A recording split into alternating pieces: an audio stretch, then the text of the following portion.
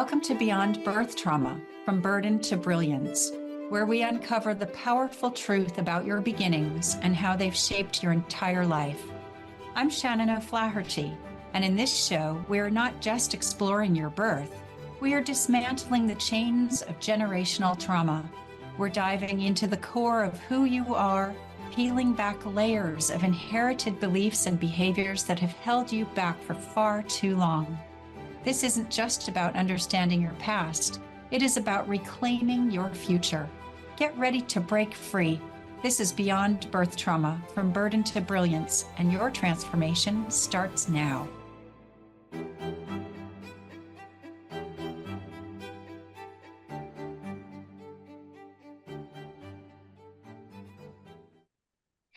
Hi, welcome to Beyond Birth Trauma, From Burden to Brilliance. I'm Shannon O'Flaherty, and I'm so happy to have you here today. Why do so many women feel stressed, unworthy, or not enough when it comes to money, no matter how hard they work? In this powerful episode of this show, Beyond Birth Trauma, I am joined once again by the remarkable Dr. Helen Orombi, whose journey from Ugandan village life to earning 3 master's degrees and a doctorate reveals the hidden truth about money, identity, and internalized self-worth. We're going to discuss why so many women feel stressed, unworthy, or not enough when it comes to money.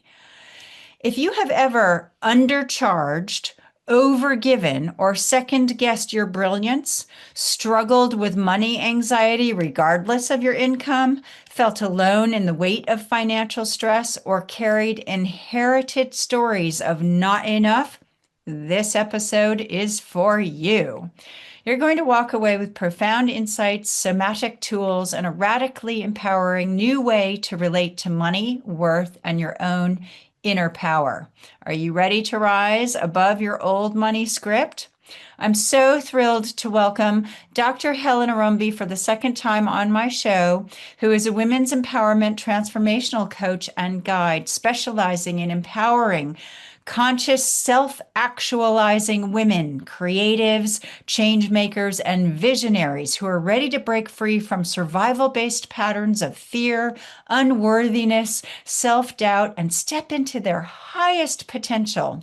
Through her work, she helps women release conditioned limitations, and her mission is to empower women to liberate themselves from invisible barriers, conditioned limitations, survival-based patterns, and self-doubt, so they can step boldly into their highest potential, create aligned, purpose-driven lives, and manifest with ease and confidence.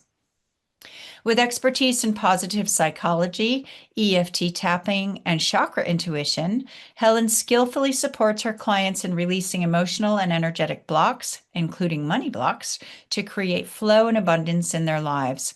Helen holds a doctorate in marriage and family therapy and brings over a decade of experience as a psychotherapist to her coaching work. She is trained in the transformational, women-centered coaching methodology of Dr. Claire Zammit, making her uniquely equipped to guide women through profound transformation. Outside of coaching, Helen loves crocheting, reading, hiking, and engaging in deep conversations about spirituality, purpose, and self-mastery. Helen, yay, Helen, welcome back. Helen was also my very first guest when I started interviewing people myself, and I thought it would be appropriate to have her be my last guest of this year. Welcome so much. Thank you, Shannon. Wow, that was a very beautiful introduction, and it's such an honor to come and end the year with you. Thank you so much for having me on. Oh, I'm really, really thrilled. And Helen and I had the great pleasure of actually meeting each other in person this year because we knew each other Yes. on Zoom, just a little square, for a couple of years. And then she only lives an hour from my sister when I was in the States in September. So that was really awesome. It was like, there you are after thousands of years. So Yeah, really there you great. are. Yeah, and you're exactly what I imagined. So this core theme about money stress is not primarily a mindset or a strategy issue. It's shaped by early money paradigms, cultural conditioning, and nervous system imprinting. And we're going to talk all about that on this episode. But before we get there, Uh-huh. Helen, how Yeah. did you get to this perfect place now and start at your birth with your earliest money paradigm as well? Okay. All right. So I was born and raised in Uganda. And so just start talking about money, right? I'm currently visiting with my brother in Ohio, and we were talking about what were our memories about money growing up. And what we both discovered was all of our basic needs were already met, but we didn't really have access to money. We didn't manage money at all. And so, yeah. And so I didn't really have a whole lot of interaction with money because everything was met. I mean, going to boarding school, so I went to boarding school. Um, Whenever I needed money, my dad would give me money to buy the basic things that I needed. That was about it. So You we didn't didn't have have an allowance? No, we didn't have an Okay. allowance. So I mean, like you got enough money to buy the basics, right? To buy your books and all of that. But that was it. And maybe you got a little bit of money to manage your time at school, but no extras. And I didn't really feel deprived as a result of not having that because all of your needs were met. Mm-hmm. Mm-hmm. Yeah.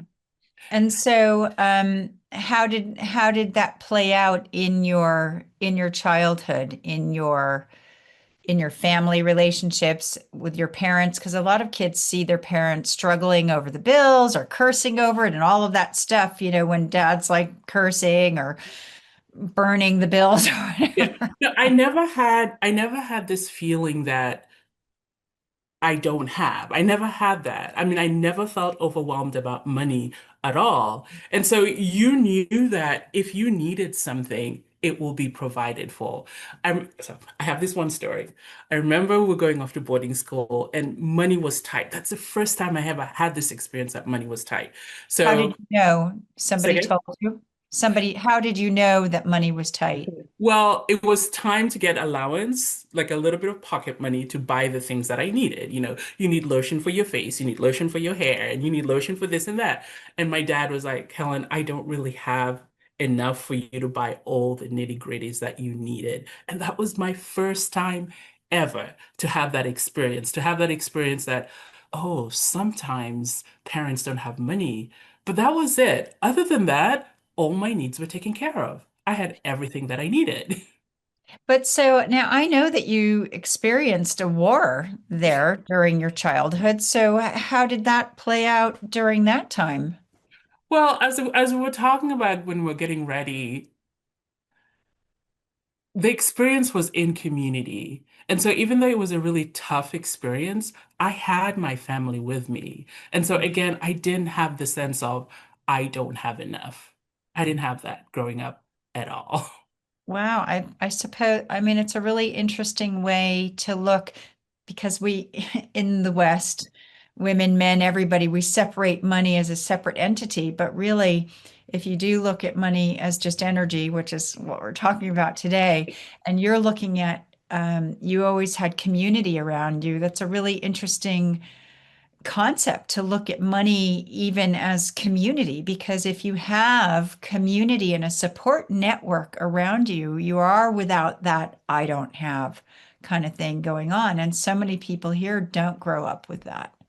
Right. And of course, we didn't have television, so there was no advertising. And everybody in the community we all about had the same amount of money. So it wasn't like you were looking at somebody else who had more money than you. You weren't looking at stuff on TV and having that feeling like, I need to have that. No. So you were pretty much content with what you had because there was no advertising telling you you need to buy this and this and that. What do you mean everybody in the community had the same amount of money? It, so comparatively, I Yeah. grew up in it's like Uganda, the average annual income is about maybe $1,800 a year.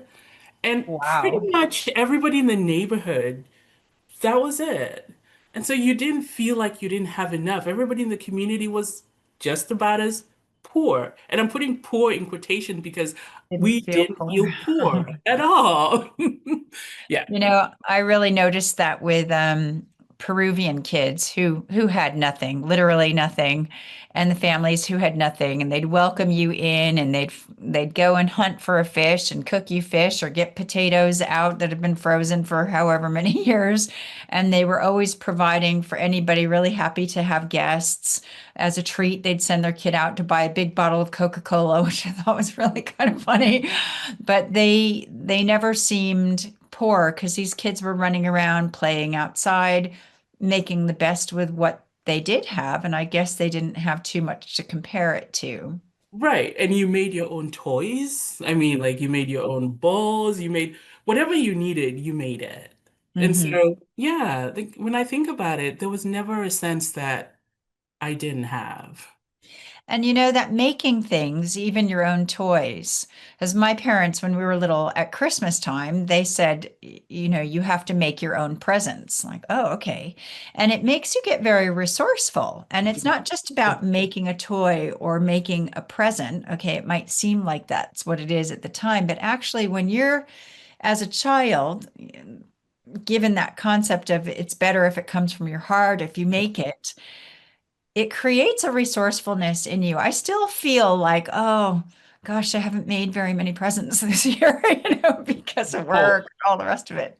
right. But we didn't get presents for Christmas. Okay. We didn't get presents for Christmas. You maybe got a new outfit. Didn't get that. Did you? I'm sorry. Oops. Yeah, I know. AI has something to say about that, Helen. Yeah, I know. Yeah. Yeah, you maybe got a new outfit. And then Christmas was about, again, spending time with family. And so you Oh, had people over and you had a nice meal, but no amount of, you didn't get presents at all. wow. Wow. Yeah. That's beautiful. Yeah, it's very Really different. beautiful. I know Christmas is a big thing, and a lot of people are very, very anti the whole materialistic aspect of it. And I'm Christmas crazy. So it's like I think the joy is in the giving, right? I love to receive also, but for me, I love to give gifts. So it's not just aimless, thoughtless gifts, obviously. It's things that I think people would really like, but very interesting. Yeah. So, what about your sort of family and gender roles growing up with that kind of philosophy? Yeah.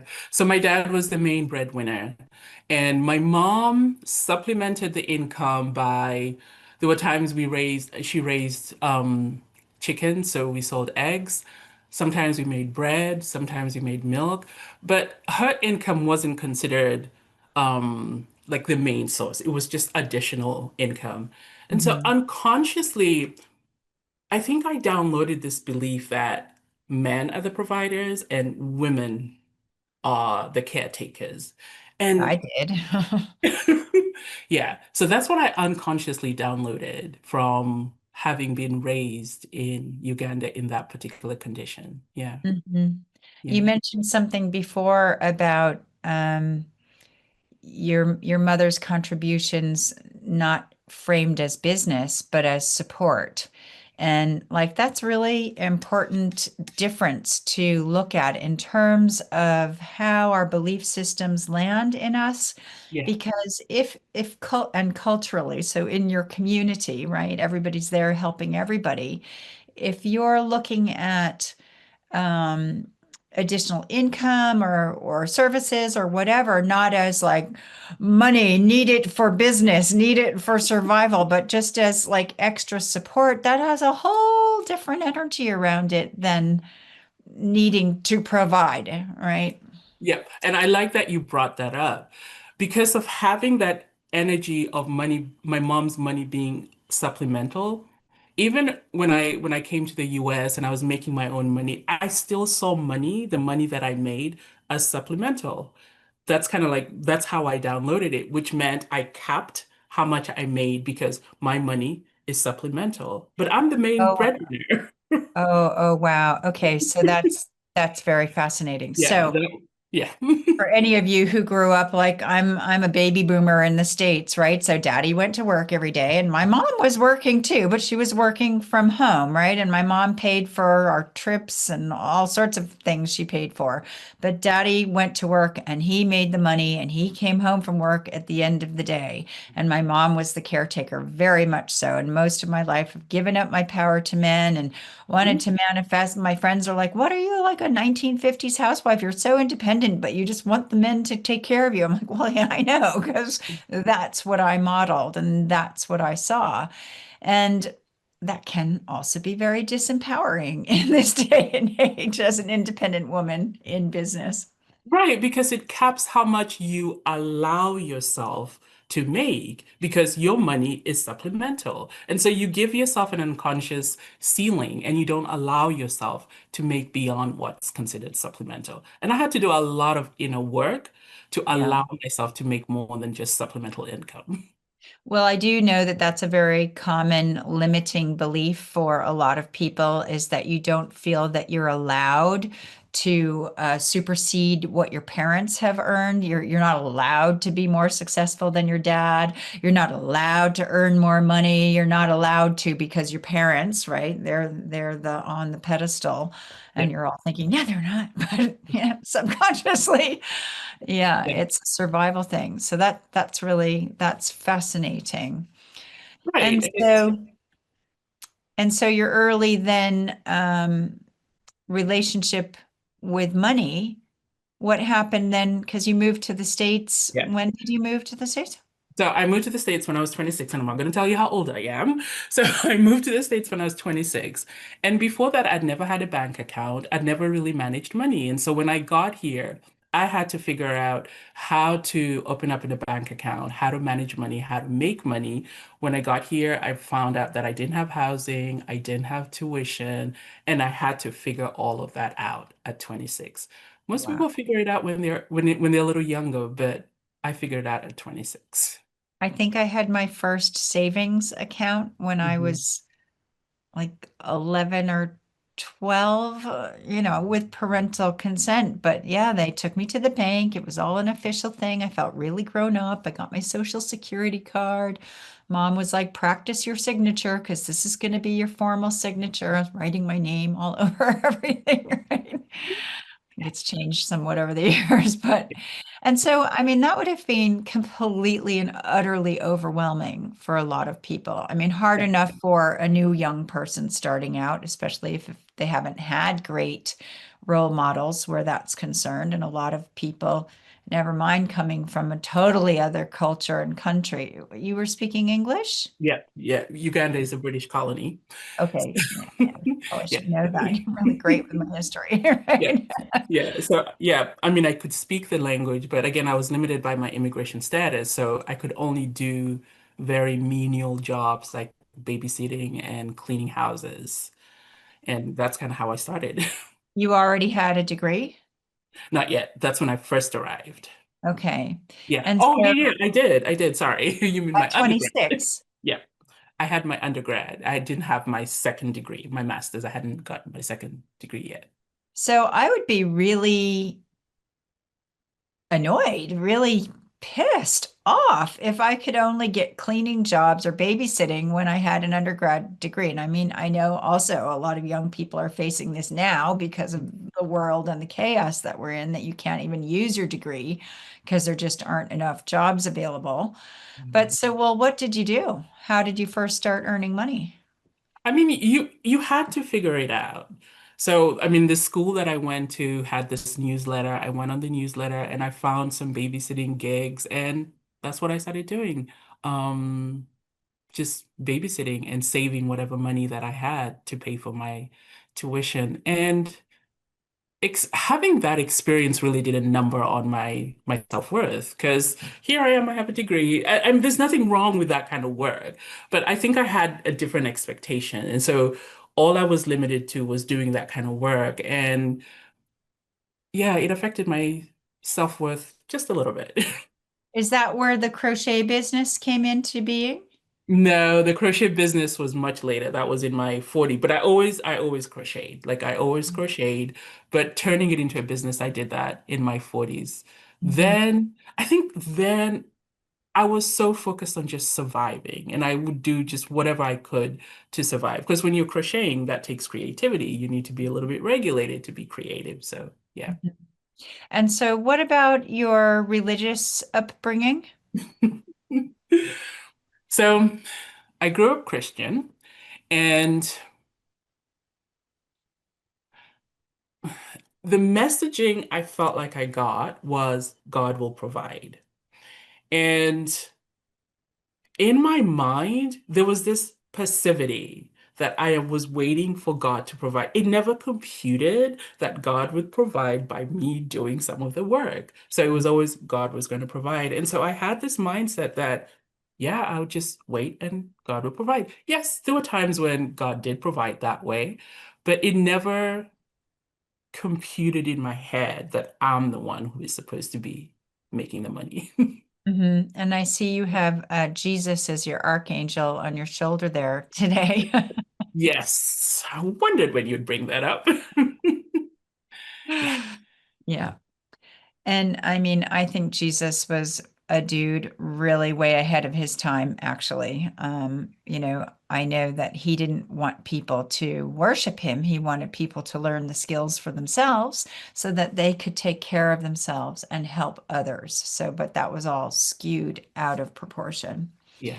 Well, also And think about it. You're a kid, so you download what makes sense to you.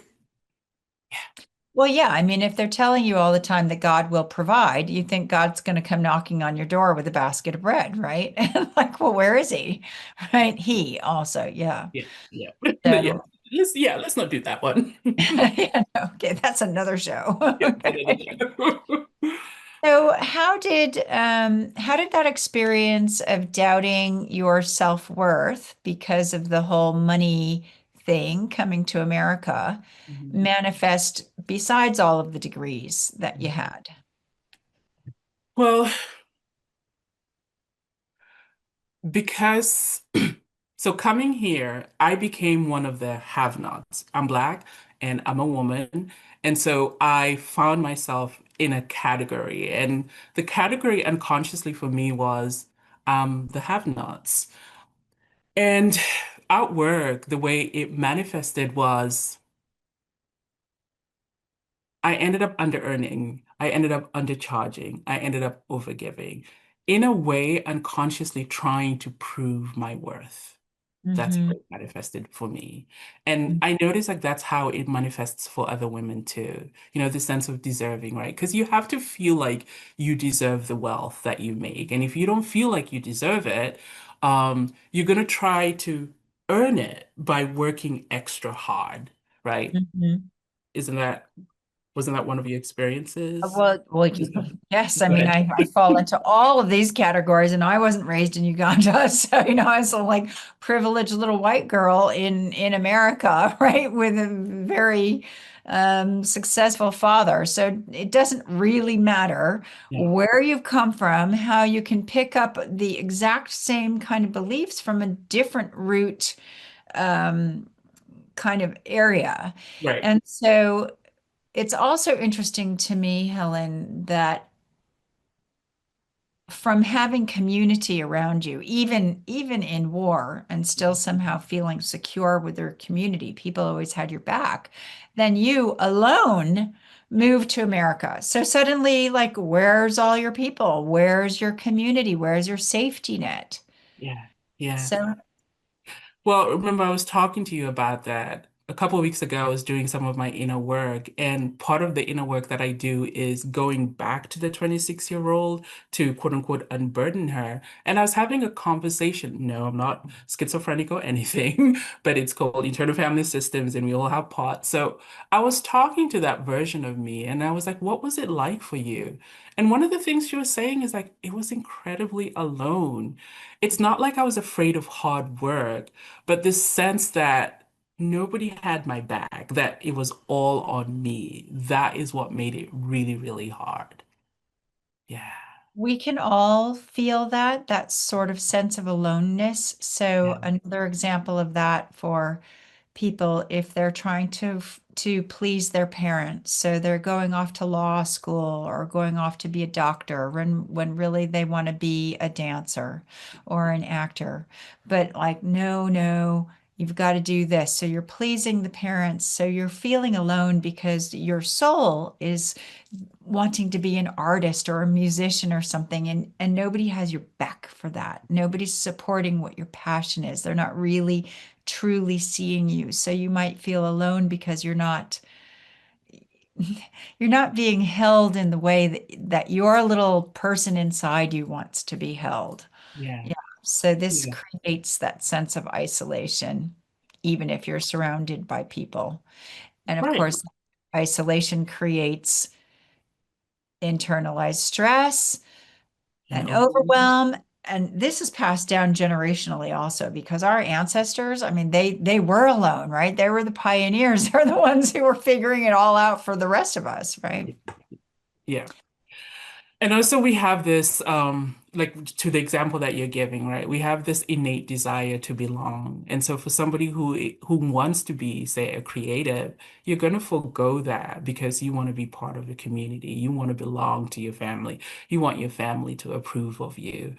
Which reminds me of like early on, we were talking about my mom's supplemental income and how you were talking about how you don't want to surpass your family. Well, it's called the vow of loyalty. With a vow of loyalty, you're not going to want to make more than your parents, Right. right? And if you do, you're going to unconsciously try to get rid of it because you don't want to surpass your parents. Doesn't matter how old you are, you don't want to surpass them.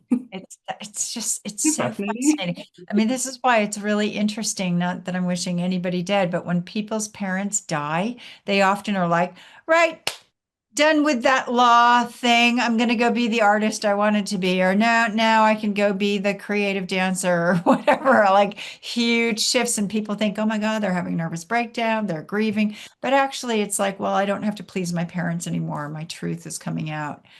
So, so with your clients, what do you notice with them in terms of their lack of worth and stress about money? Mm.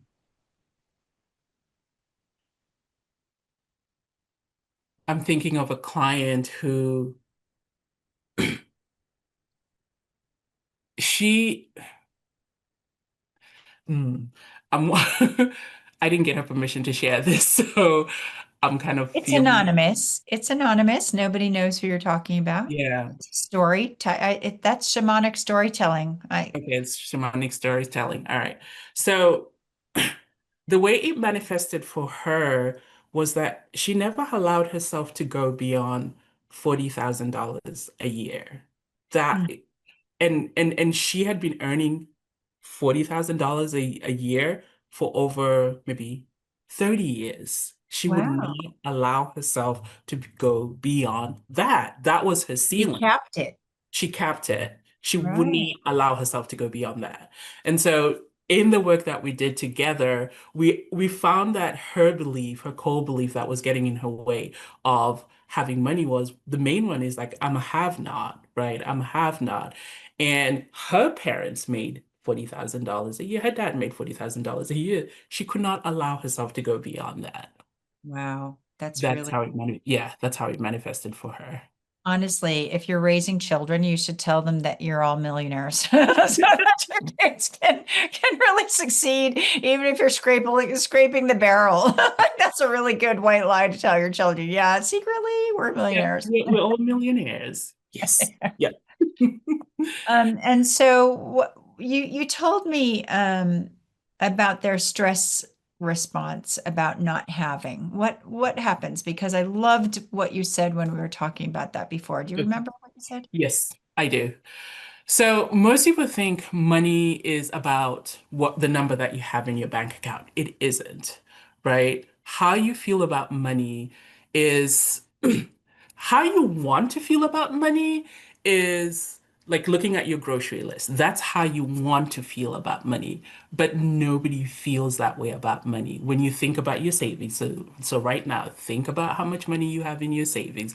Think about how much money you're having. How much money do you have for retirement? When you just think about that, how does it feel in your body? A lot of us, if you're normal, is we're going to get stressed out because money does not live in a bank account. It lives in your body. It's a Mhm. mind-body connection. And that's what I love about the work that I do.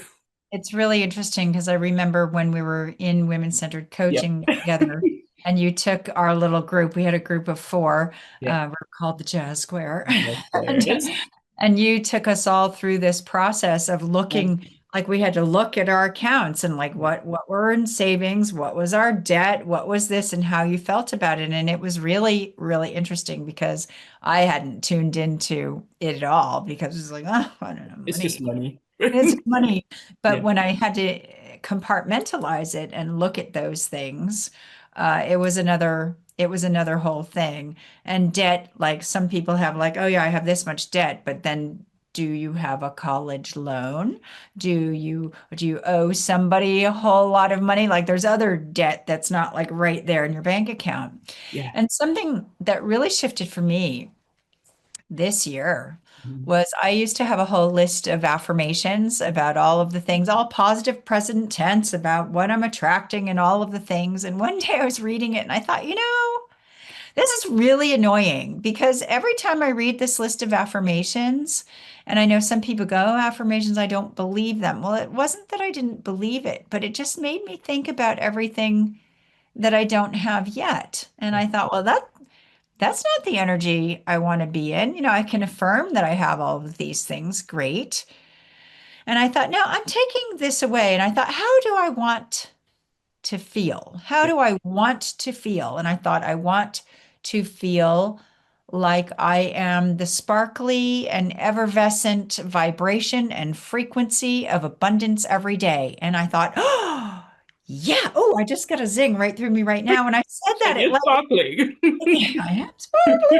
It brought me joy. It immediately shifted my vibration because Yeah. I'm all about energy. If you all hadn't figured that out by now, and I feel my energy move through my body, Yeah. and it lifted me up so much. And I thought, yeah, oh yeah, that's a good one.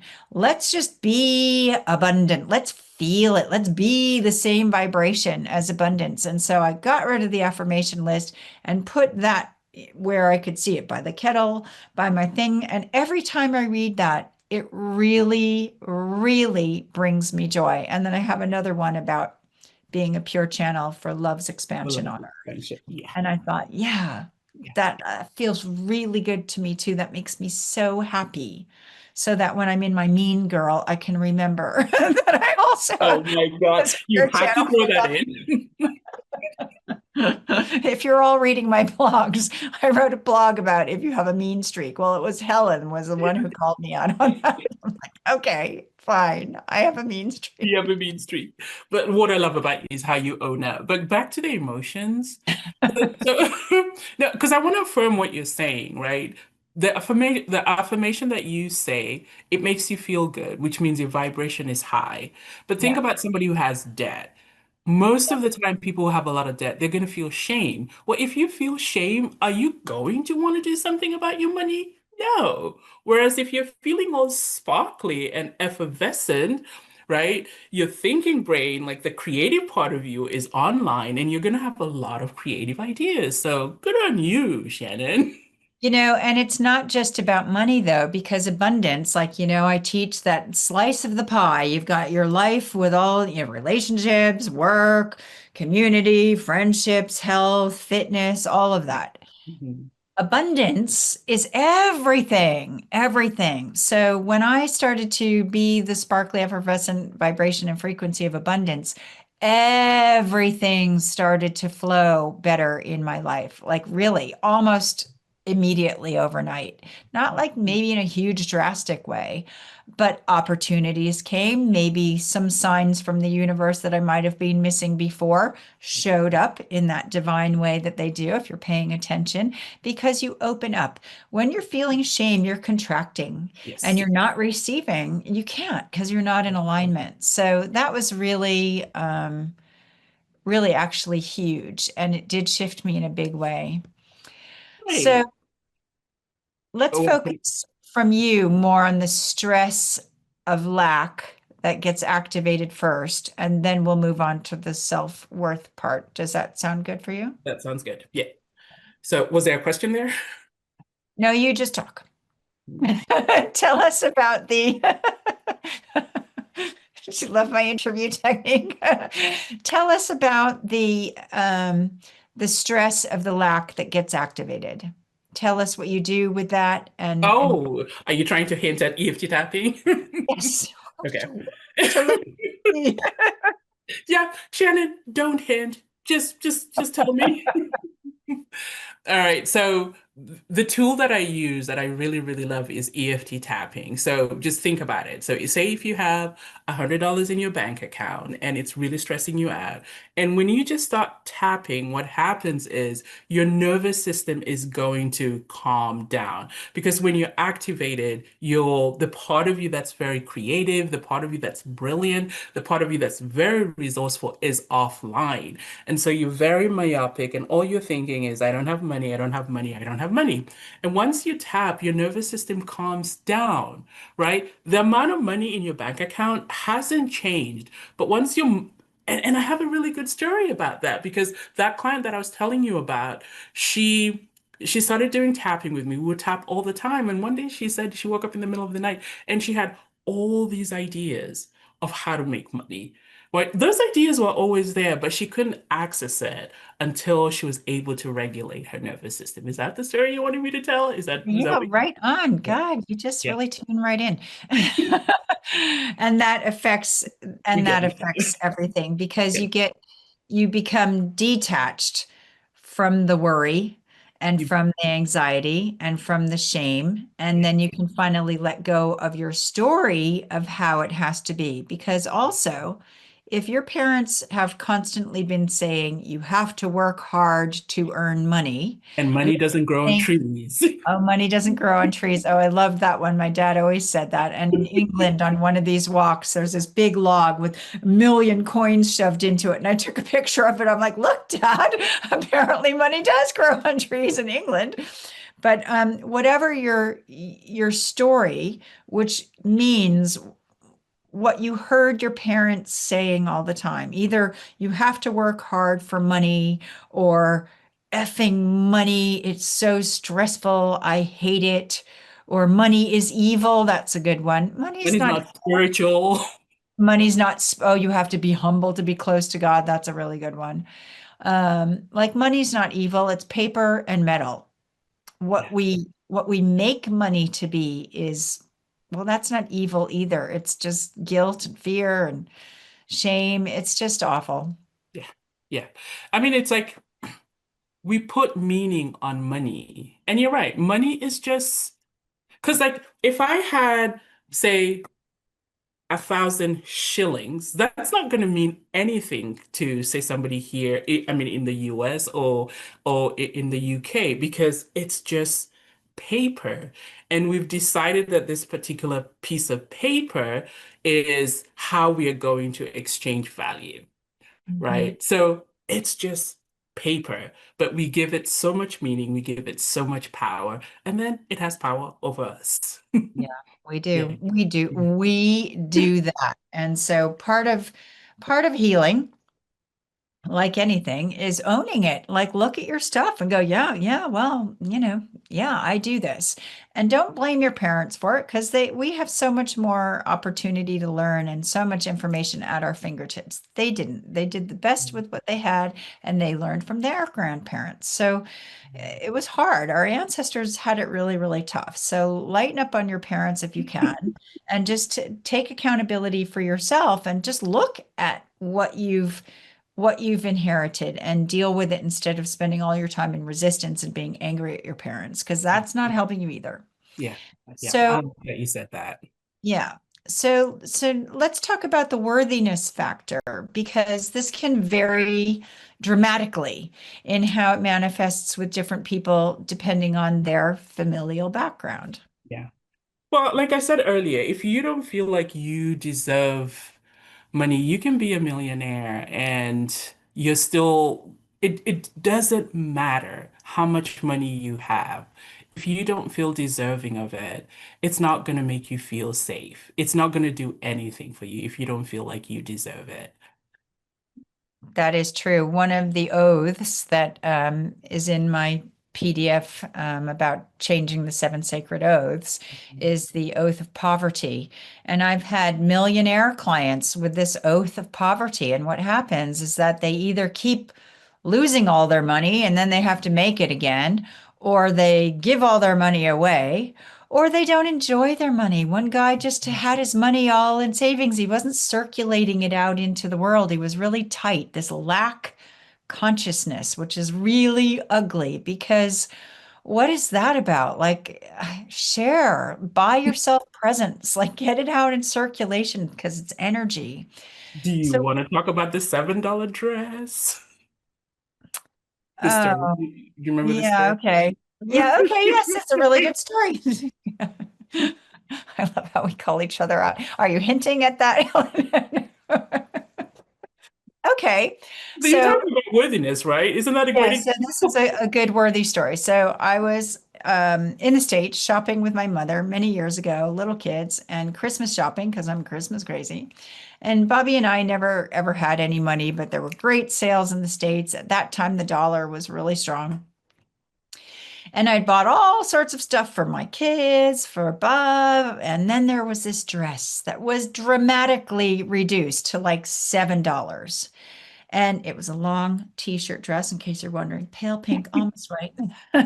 And I couldn't justify it. And it's like I was going to take it back. And my mother, as though I even needed to justify it. She looks at me, she's like, "Are you kidding? I don't believe this." She said, "You have no self-worth." And I looked at her like, what are you talking about?" She's like, "You've been buying things for everybody all day, but you can't buy this $7 dress for yourself."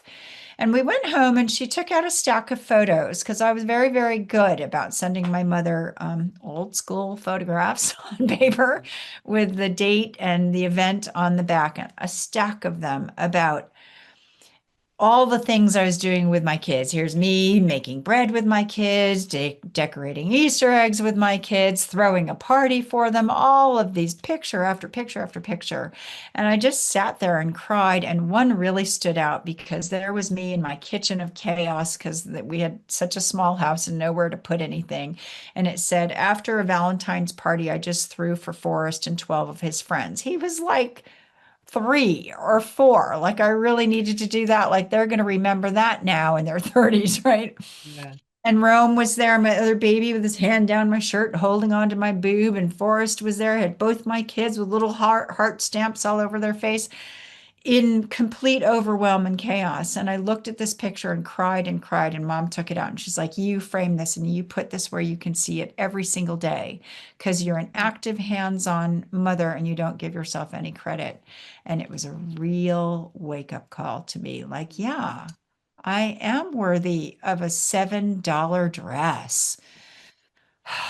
I'm And your past. worthiness, right? Right? Like, I mean, like that story. I mean, like most of us feel like we have to earn our worth. So either by productivity, by being a great parent, but your self-worth is inherent. I mean, and I love this quote that Dr. Claire Zammit says, like, your self-worth is inherent. There's nothing you need to do, be, or have to make you any more worthy. You just are. And Yeah. unless you know that in your bones, you're not going to allow yourself to receive. Because abundance is there. It doesn't necessarily have to be money. It's available. But if you don't think you deserve it, you're going to close down, or you're not going to be able to see the opportunities that are available to you. So that's We like, yeah, go ahead. It's so important what you just said, Helen. I mean, we are born worthy. Yeah. But guess how fast we unlearn that? Because if your mother didn't feel worthy, if your father didn't feel worthy, if your grandparents didn't feel worthy, then you're brought up in this household and the veil is pretty thin. We're shut down really early on in life. And so remember who you are. So what happens with the women in business? How does this manifest? Again, like undercharging. I remember when one of my coaches was like, Helen, you need to raise your rates. So I did raise my rates. And when I did, my nervous system, see, that's the thing, like my nervous system hadn't expanded its capacity to hold more money. And what I would do is I would overgive. I would try to earn the money that my clients are giving me. Yeah. That's what happens. Yeah. Yeah. And we play small Play to like small, fit in to if we're not charging a lot, then we won't play big. We'll play small, right? There's a lot of courses around women kind of stepping visibility. into their power. Yep. Yep. Um, Visibility, right? Yeah, like a lot. And I mean, even like to me, I think being seen and being heard, that's like healing 101. And there's still a lot of amazing healers that I know that won't come on and tell their story on air because of whatever. And I think like, well, there's something deeper here to look at because I'm sure some of you listening to this now are being triggered. I certainly hope so. That's the whole point of this show. That's what I And think. you're also going, oh my gosh, that's my story. That's my story. And if you're not brave enough and vulnerable enough to get out there and be seen and be heard and be vulnerable for the world, like the only person judging you is you. Really. That's the only one that matters who's That judging you. If matters. other people Yeah. are judging you, that has nothing to do with you. They're not And your people. what was that? They're not your people if they're They're not judging you. they're Yeah. not your people. And so what about the women who are not business owners? How do you think that manifests for them? Well, there was an example that one of my mentors was giving. You're afraid to ask for a raise. If you're working, you're afraid to ask for a raise. Yeah, that's a classic example. I don't want to ask for a raise because I don't feel deserving. I don't feel worthy of it. Yet a guy can go and ask for a raise, and if he doesn't get it, he Even doesn't if you're care. doing a job, Yeah, Yeah. yeah. Yeah. But we take it personally because it is so connected to who we are. Wow. Yeah, it really is. So, something that you brought up the other day when we were talking were these 11 11. cultural Yes. barriers, which I Yeah. found absolutely fascinating because there can be so many different cultures just within your own family or an actual cultural divide depending on where you're raised. I'm seeing this acupuncturist right now, Mhm. a Chinese acupuncturist, and he was telling me the different philosophies in the West as opposed to in the East, and that was absolutely fascinating. I mean, he's really very tuned into the Western stuff too, but I thought, wow, what a difference in how we process information. So can you talk about that? Right. So most of the time we often think that the template that we have about money is just from our family of origin. Yes, it's from your family of origin and it is from your lived experience, but the culture in which you're raised and the way they perceive money also affects what you download. And so I did some research and I came up with these 11 cultural barriers that affect women's narrative when it comes to money. So the first one is money power is not yours. And in the US, it wasn't until 1973 that 74 that women were allowed to have a bank account. And then what that does to a person is you defer your money decision to a man because up until that point, you were not allowed to have a bank account. And in other parts of the world, it's much, much later. So money power is not yours. That's the first one.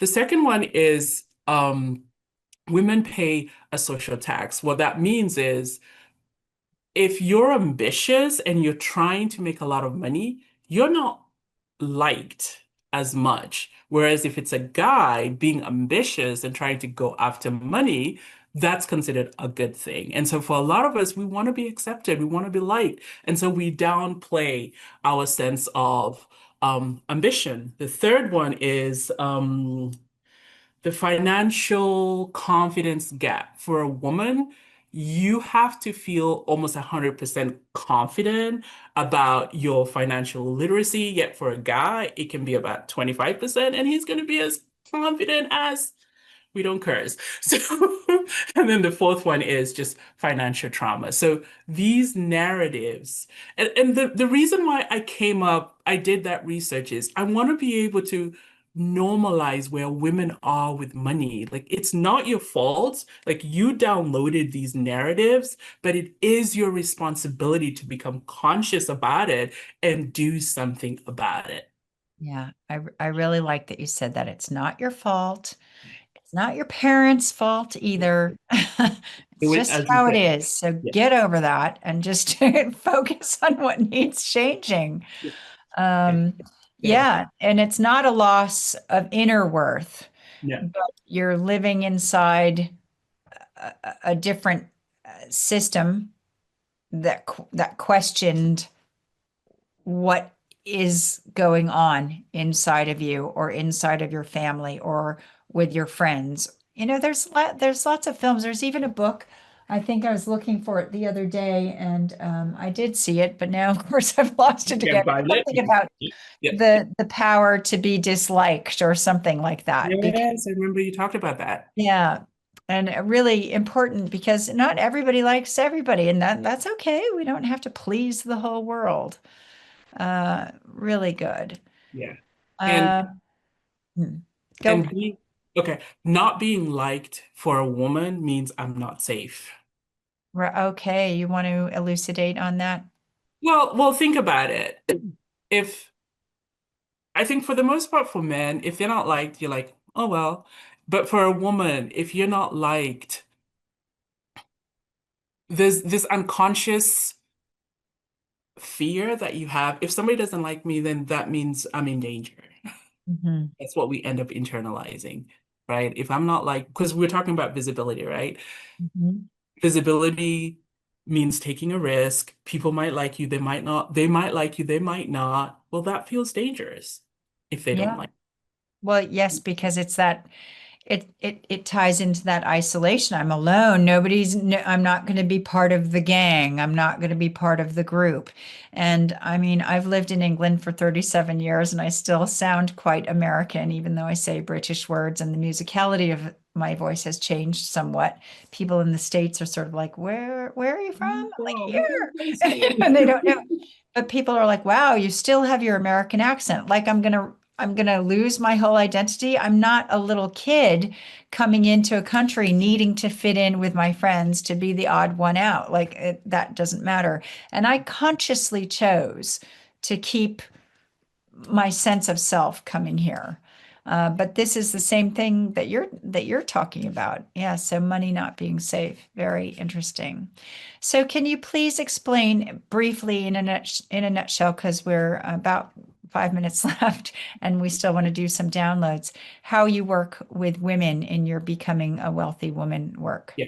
So the first thing I do is expand your nervous system capacity to receive. And so it's all about rewiring your nervous system to uncouple safety with money. Because where I want to get you is when you think about money, you're thinking about it like a grocery list. When you're neutral about money, then it's going to be easy to create it. So we start by just rewiring your nervous system. We see any kind of traumas that you experienced around money. We release all of that trauma out.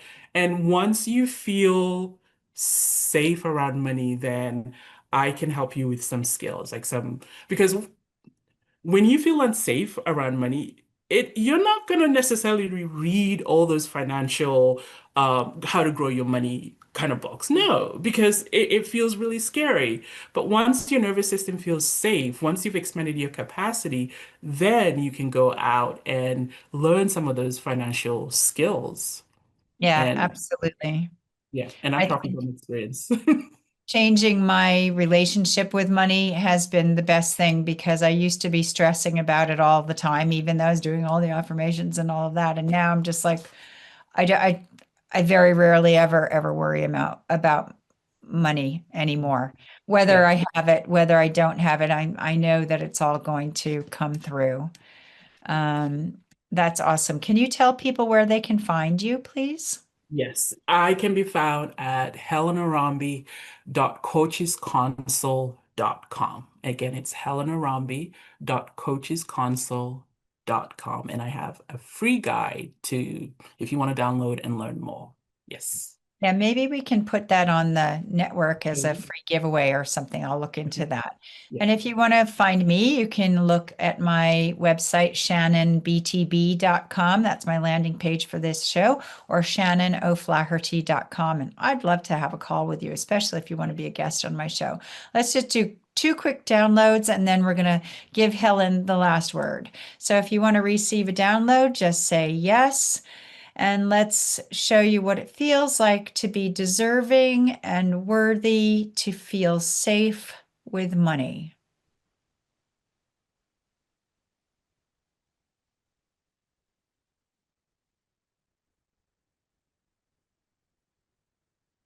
And that you have God's perspective and understanding of money.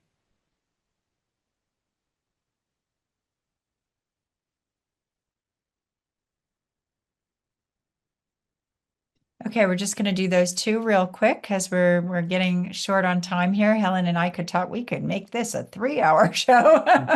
We could. We So, could. Helen, if people were going to take away just one thing from this whole conversation, what would you like them to go away with?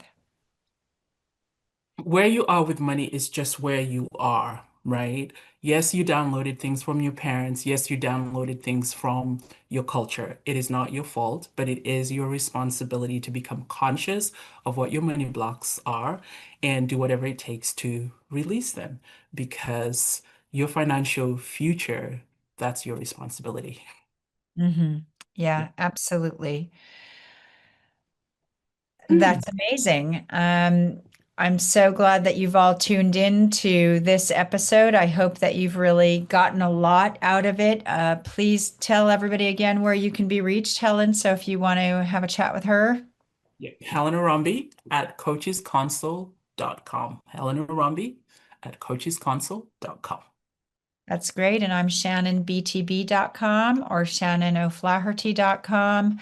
And I have a whole bunch of my shop page has just been upgraded, or it will be finished in the next couple of days by my beautiful, very pregnant daughter-in-law. I'm going to be a grandmother. Just have to tell the world that.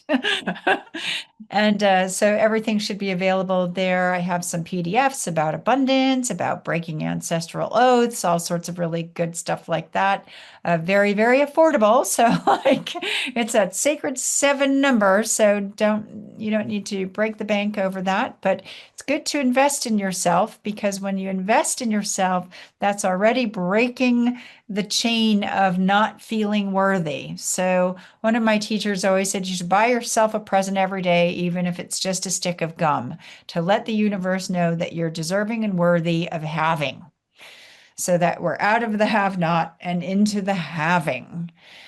It's Love it. been such a joy to have you on my show again, Helen. I love you so much. And everybody out there, I know Christmas can be a challenging time for some of you. Just be in the space that you're in, feel all of your feelings, find something every day, one little grateful piece of sand, just to focus on something that brings you joy, and one tiny little thing to be grateful for. Even if everything around you right now is falling apart, focus on one good thing because it will lift your vibration and pull you more into alignment if you're having a hard time. If you're not having a hard time and you're like Santa Claus's best friend, then really just enjoy this wonderful festive time. Thank you. Thank you, Helen. I love you all so much, and we'll see you next year. Yeah.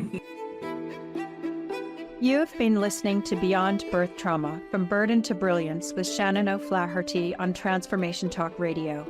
On the second Tuesday at 10 a.m. Pacific Time, we connect the dots between your ancestors, your birth, and the patterns that keep you stuck, guiding you to a place of profound healing and unstoppable brilliance.